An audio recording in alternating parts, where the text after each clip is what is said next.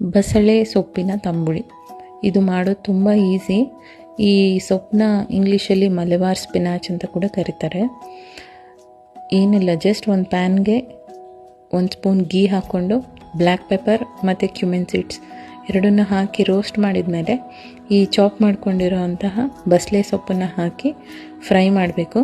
ಇದು ಸ್ವಲ್ಪ ಬೆಂಡೆಕಾಯಿ ಲೋಳೆ ಬಿಡೋ ಥರ ಇದು ಕೂಡ ಲೋಳೆ ಬಿಡುತ್ತೆ.